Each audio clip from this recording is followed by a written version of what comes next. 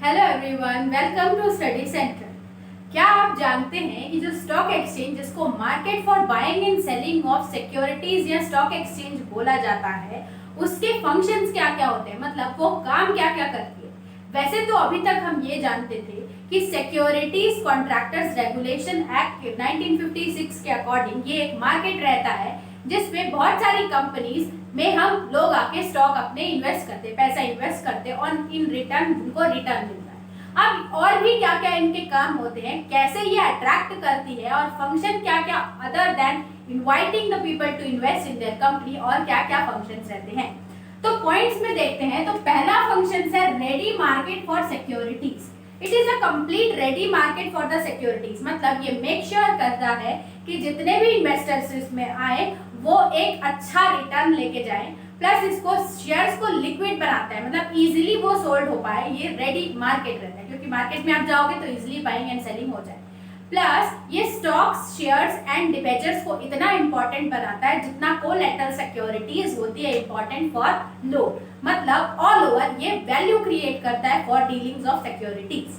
Next characteristics देखते हैं। Continuous appraisal of security. Continuous appraisal of securities का मतलब कि देखा जाता है अगर आपको कुछ अपना सिक्योरिटी सेल करनी है तो आप उसमें कोटेशन सेंड करोगे, एडवर्टाइज करोगे और फिर वो सेलिंग के लिए जाता है। और इन केस अगर आप रीसेलिंग कर रहे हो या आपको उसमें से इंटरेस्ट नहीं मिल पा रहा है तो आप उसको कहीं और इन्वेस्ट करते हो। फॉर एग्जाम्पल, आपका एक कंप्लीट मार्केट देता है जिसमें आपको अच्छा रिटर्न मिले आपकी इन्वेस्टमेंट का, वो मेक श्योर करता है। इसलिए बोलते हैं कि कंटिन्यूअस अप्रेजल। आप फिगर आउट कर सकते हो कि आपको कितना है। कोटेशन से आप अपनी इन्वेस्टमेंट मैच कर सकते हो, डिफरेंट कोटेशंस की आप कहाँ इन्वेस्ट करते हो। नेक्स्ट देखते हैं कि प्रोटेक्ट इन्वेस्टर्स। ये सेबी के रूल्स एंड रेगुलेशंस के अकॉर्डिंग चलता है। तो ये एक मार्केट रहता है जो कि मेक श्योर करता है कि इसके इन्वेस्टर्स है जिनका इंटरेस्ट है, मतलब अगर वो उसमें इन्वेस्ट कर रहे हैं तो probably they are here to get a better return. इसीलिए जो इंटरेस्ट ऑफ इन्वेस्टर रहता है उसको प्रोटेक्ट करता है। वो मेक श्योर करता है कि अगर मार्केट डाउन हो तो उनको पता चले और ऑल ओवर उनको अच्छे उनके इन्वेस्टमेंट्स के रिटर्न मिले। ये मार्केट मतलब इन्वेस्टर्स को प्रोटेक्ट करता है। ओके, नेक्स्ट देखते हैं channelisation of capital in profitable venture.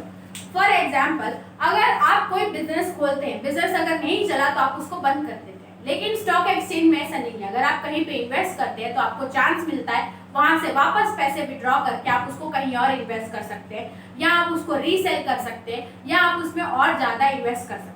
मतलब ये एक आपके कैपिटल का चैनल बनाता है कि now you are free to invest more और टू विड्रॉ इट और whether you want to invest in another. ये स्टॉप नहीं लगाता है आपकी इन्वेस्टमेंट्स को, मतलब कैपिटल क्रिएशन को। दैट इज वाई इसलिए बोला जाता है कि एक प्रॉफिटेबल वेंचर जहां से आपको प्रॉफिट क्रिएट हो पाए उसका एक चैनल फॉर्म करता है।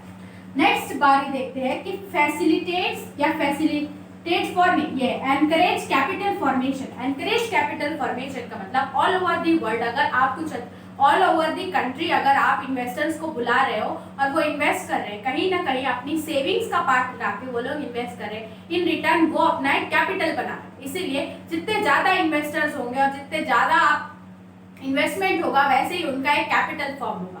अगर जितने ज्यादा numbers of stock exchange market exist होंगे उतना ज्यादा कैपिटल मतलब पूंजी जमा होगी। इसीलिए बोलते हैं कि ये एनकरेज करता है लोगों को कि एक कैपिटल उनका फॉर्म।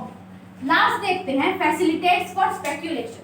स्पेक्यूलेशन ऑफर करता है बिजनेस एंटरप्राइजेस को to get good return of their securities. उससे बहुत सारे वेंचर्स ऐसे रहते हैं जिनको अगर प्रॉफिट नहीं हो रहा है तो वो स्पेक्यूलेशन की मदद से अपनी जो भी शेयर्स रहते हैं उसको रीसेल करके दूसरे में इन्वेस्ट करते हैं।